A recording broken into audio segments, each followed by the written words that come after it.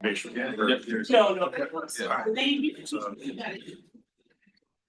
everyone. Calling our March 28th, 2025 Central Virginia Transportation Authority meeting to order. I'm going to ask you to stand with me if you don't mind as we recite our pledge of allegiance. Pledge allegiance to the flag of the United States of America and to the republic for which it stands, one nation, under God, indivisible, with liberty and justice for all. All right, we do have a quorum this morning. I think we do have a quorum. Welcome to our CVTA meeting. I'm not Sean Davis. But I am the vice chair. Sean couldn't be with us today, so he asked me to lead this meeting this morning. I did remind him that I am not as robust in words as he is, so we probably won't be here long, plus we don't have a long agenda anyway. So we do have a request for remote participation. Don't mind. Okay. Yes, ma'am. Town of Ashland, Mayor Trevette, Here. Charles City County, Mr. Atkins. Brother. Chesterfield County, Mr. Carroll. I'm here. Houston County, Mr. Spoonhour. Here. Hanover County, Mr. Davis. Mr. Hudson. Henrico County, Vice Chair Nelson. Here. New Kent County, Mr. Moyer. Here. Powhatan County, Mr. Donati. Mr. Kenny. City of Richmond, Dr. Newbill. Here. Virginia House of Delegates, Delegate Cousins. Senate of Virginia, Senator Hashmi. Here. Commonwealth Transportation Board, Mr. Davis. Here. Capital Region Airport Commission, Mr. Miller. Mr. Rutledge. GRTC, Ms. Adams. Ms. Torres. Here. RMTA, Ms. Dean. DRPT, Mr. Trogdon.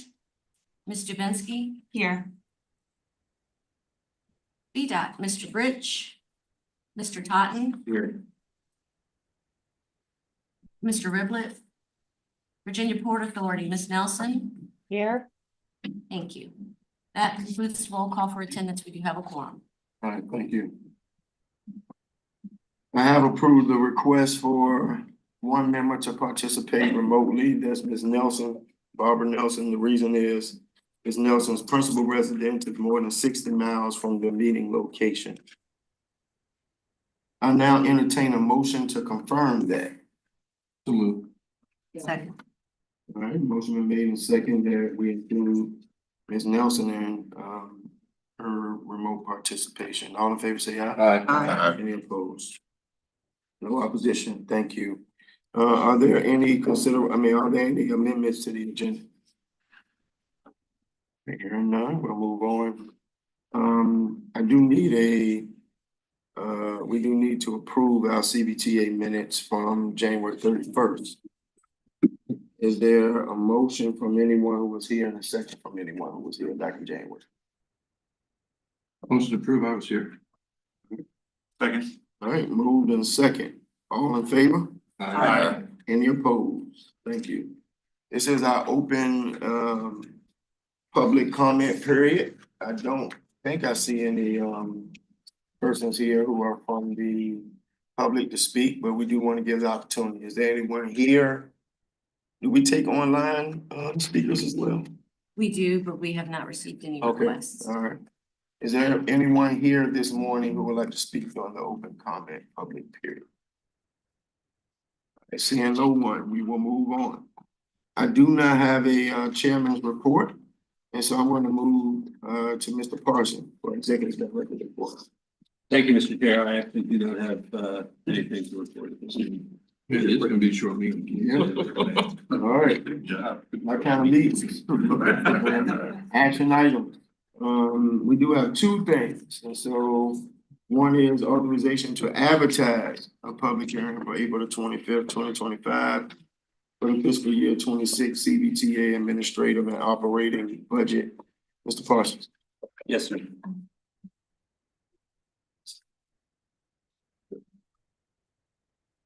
Thank you, Mr. Chair. Turn your attention to page number 12. This is the staff report regarding the public hearing. We have followed this process in the past, and I apologize, it is a little different than you may be used to at the locality level. We request that the full authority approve the date and time for the public hearing for our annual operating budget. The process would be that once this date is approved, the finance committee takes the lead at their next meeting on April 9th, I believe, to review, provide comment, and get into a lot more detail on the actual proposed FY26 budget. At that point, the finance committee takes action to recommend that budget be entered into the process for review at that public hearing. And then it comes back to this body during that public hearing for action and approval. So today we are simply asking for the authority to authorize advertisement of a public hearing, and that would be for April 25th, 2025, for the FY26 administrative and operating budget, and for a public review period to be held from April 10th through April 24th, and that is for the required 15 days for an action like this. April 25th, just so we're all aware, is our next regularly scheduled authority meeting. So that would be, we would have the public hearing as part of that proceeding. Happy to take any questions, but the recommendation is, or the requested action is before the body. All right, any questions for Mr. Parsons? So again, that is a motion to authorize the advertisement of a public hearing. And for the public review period from April 10th through April 24th. April the 10th through April the 24th, and that should be 2025, not 2024. Right? Yes, sir. I'm sorry. I think we have it right in the staff report. We'll make that correction. So those dates are right. Other than the 2024 is the issue, not the April 10th through Correct. April 24th. All right. Motion. All right. Motion by Mr. Curl. Is there a second? Second. All right. We have a motion and a second. We need to do a voice vote. Mayor Trivette, Aye. Mr. Atkins, Aye. Mr. Carroll, Aye. Mr. Spoonhour, Aye. our Vice Chair Nelson, Aye. Mr. Moyer, Aye. Dr. Newbill, Aye. Senator Hashmi. Aye. Mr. Davis. Aye. Thank you. That motion carries. Thank you. Second action item is, and this is the one that's gonna keep us here this morning. Policy for meetings held through electronic communication means. Mr. Gregory. Yes, sir. Thank you, Mr. Chairman. Mr. Chairman, members of the board, hopefully this won't take too long. You all are familiar with this process and this policy. This is a revision of your existing policies pursuant to legislation that was passed by the General Assembly last year that codified certain changes to FOIA to provide greater flexibility in certain terms to public bodies for virtual or meetings conducted via electronic communications means. We've been doing this for a long time. We learned a lot during the COVID-19 pandemic and the use of virtual technology or remote electronic meetings and how to conduct them.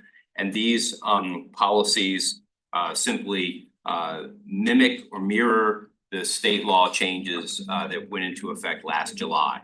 This policy will come before you every single year for renewal. And if there are further changes, and there always, well, not always, but typically are some tinkering here and there, we will provide those revisions to you on an annual basis. But you will see this again, probably this time next year, maybe January, February, something like that.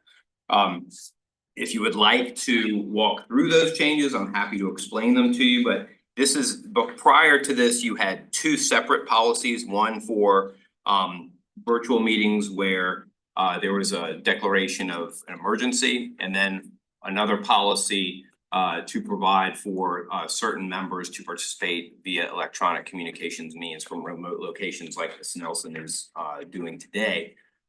This policy is consolidated into one and rescinds and supersedes those prior policies. So now we have one policy that incorporates all the electronic communications or meetings held via electronic communications means into one policy, and it allows for certain members to participate via electronic communications means, again, as Ms. Nelson is doing so today, for certain reasons allowable under FOIA. And then in certain circumstances, if the body wants to conduct a meeting with everyone dispersed under certain circumstances and with certain compliance measures in place, you can do that. So this policy allows for that. So if you'd like, if there are any questions, I'll be happy to try to answer them. But you all should be fairly familiar with this process. All right, questions for Mr. Griffin? Mr. Chair, just a question on the notification policy. It says in the policy that it must notify the CVTA chair or vice chair if the requesting member is the chair. Can that be done through electronic means and sent, even if it's sent through, and forwarded to from the executive director? I'm sorry. It can be done through electronic means. Yes, as Right, long as the someone sends an request email. is submitted, it doesn't require it to be done in a certain way. Okay. And that can be, as long as it gets to the chair. Okay. And the chair authorizes it, which authorization is then in turn approved by the full body, then you're in compliance. I just want to make sure that's acceptable. What I don't want later on, someone say, well, you didn't call the chair. So. Yeah, well, they could call the chair, they could email the chair, they could text message the chair, they could see the chair driving down the highway and say, I can't make it. Or they could send those messages to the executive director, who then can in turn forward them to the chair, as long as it gets to the chair somehow. Okay, do. All right, thanks, Jeff. Yes, sir. Any other questions? All right, we need a motion. Move to adopt the updated policy as presented. All right, moved in second. What's the difference between roll call vote and voice vote?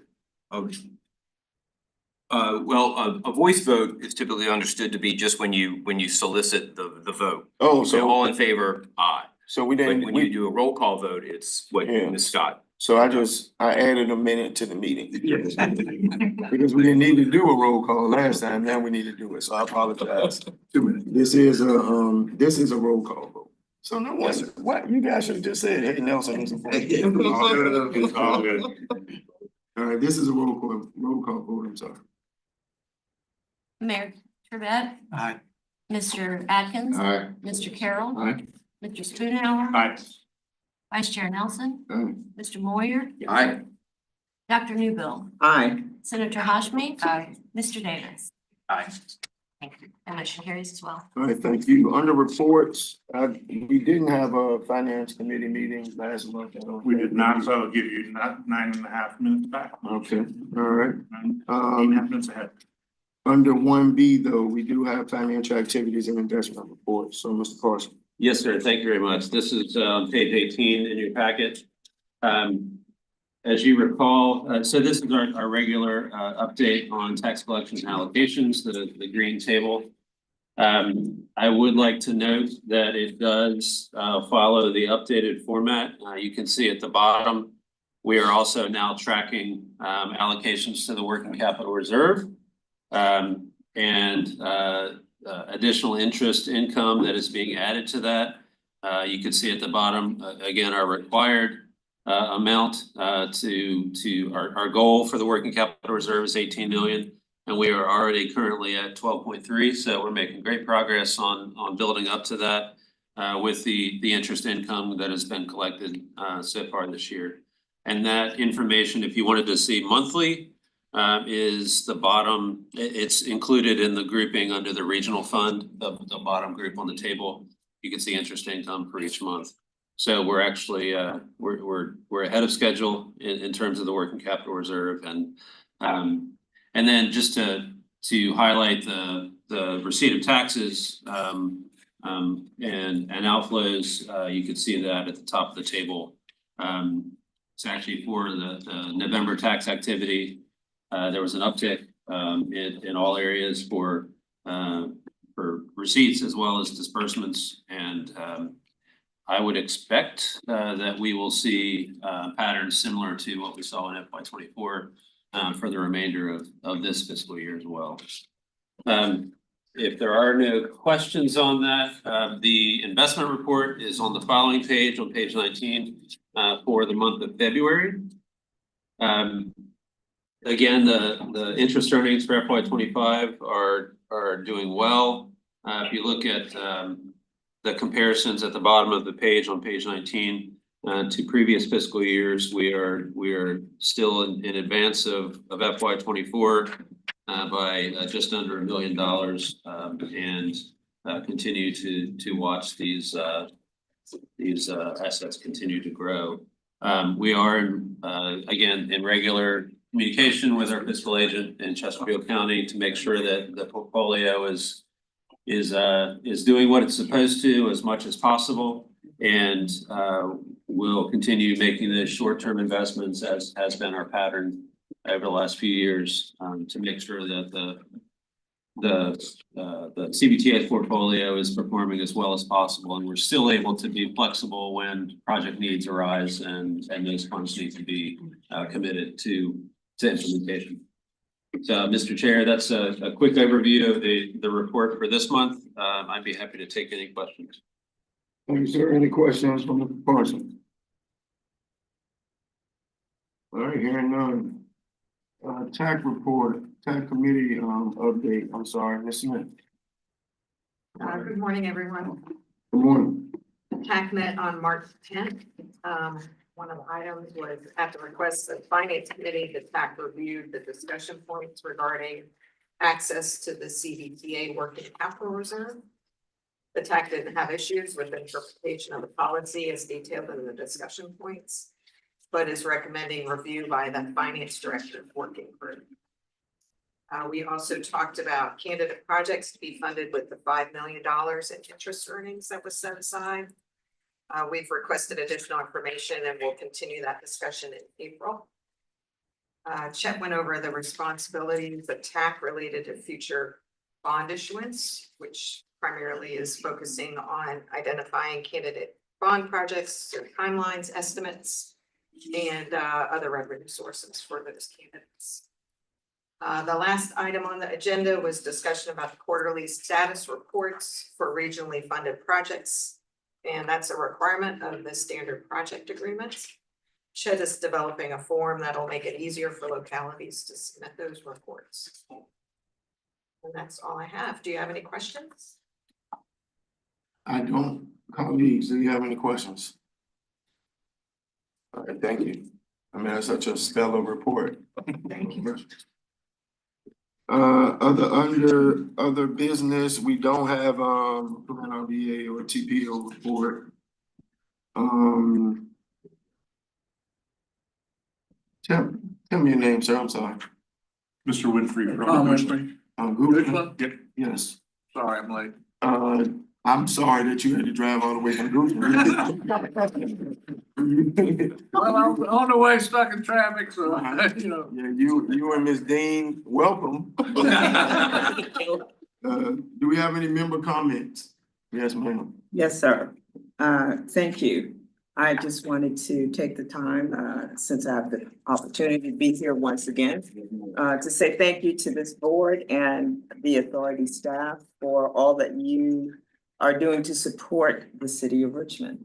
I have to mention that on this past Monday, we, the city council, passed unanimously to add $2 million in new US DOT Build America grant funds a total project of 3 million.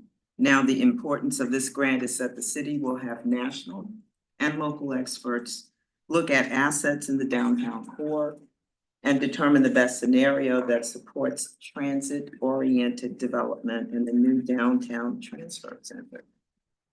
I must tell you that the city asked Ms. Moore Clark here to help us get the downtown transit hub project done, as it has been a critical need for the region for more than a couple of decades. And today I can say we're one step closer. The award of 6.5 million to the transit hub from the CVTA, thank you. And now with these additional technical assistance funds, we hope to deliver, we will deliver on this exciting public-private development for the region and create new and diversified revenue sources for the city. Thank you for this time, Mr. Chair, to express our appreciation. Well, thank you for expressing your appreciation and for you being here this morning. And so I'm assuming we'll see you in this meeting from time to time. From time to time, as the mayor As is. the mayor's not Yes, able to make it. yes, So, yes. yeah, thank you for updating us on that and important work, and again shows the value of the CVTA and our partnerships, and Yeah. you know how our money not just helps the individual cities and counties, but also helps the collective. So that's exciting. Anybody else? Yes. Chair, in that same vein, to show what the benefit of CVTA money is to certain projects regionally, the 100 million that the CVTA put out for the extension of the gap, getting 64 to 3 lanes, has delivered another business to the New Kent area, and that's Target. It's putting a 1.4 million square foot distribution center in at the same exit that we also got $18 million from the CVTA. There is still a need there to make that bridge whole, and we like to present that and whenever we can, and we talk about it to whoever we can. But that will be about 500 employees. So between that and AutoZone right there, there's about 800 employees that we did not have just 2 years ago. Wow. So we appreciate what the CVTA has done. Can we put in for a widening of 64 through? You can. You got the interchange already. When did you say, I don't wanna be greedy. when did you say the Buc-ee's was opening when? Buc-ee's will break ground this summer Okay. and will open in 27. You know, it's exciting, exciting. It's very, Happy for New Kent. thank you very much. I hadn't been on 64 East in a while, Good. and I didn't realize that it actually it's like 4 lanes, like now almost at exit 211. I mean, like the widening is coming back Right. west. We're actually, they're making larger shoulders than I thought they would. And so there will appear to be 4 lanes. Yeah. Still only be 3, but they're doing a great job. I think they should be clearing trees up until the bats come back in April. Is that right, Mr. Cotton? That is correct. Okay. It is interesting. I don't know the other districts that have had a situation with clearing land and the bats. There are 2 licenses you can get. One is a license that at a certain date you must stop. And then the other license is you get a study to whether the bats is a problem at your site. Target got the study that wondered if there was a problem with the bats, and there was not. So they'll be clearing throughout the summer. Well, thanks for that update. Anyone else? Mr. Chair. Yes. I just take a minute to recognize Ms. Pritchard and thank you for coming to represent Hanover County. I got more hair than Mr. Davis, but Yeah. I'm a lot smarter than It's good to see you here. I want you to, can you take a message back? Tell Sean Davis that I ran an incredible meeting. And I was already playing. it only lasted 25 minutes. Anybody else? Well, it only, unless someone else has something to say. I'm sure it's budget time in your localities and And so I'm hoping that you guys can, make it through. And we continue to do the work, for the betterment of our localities and our region. And no other comment,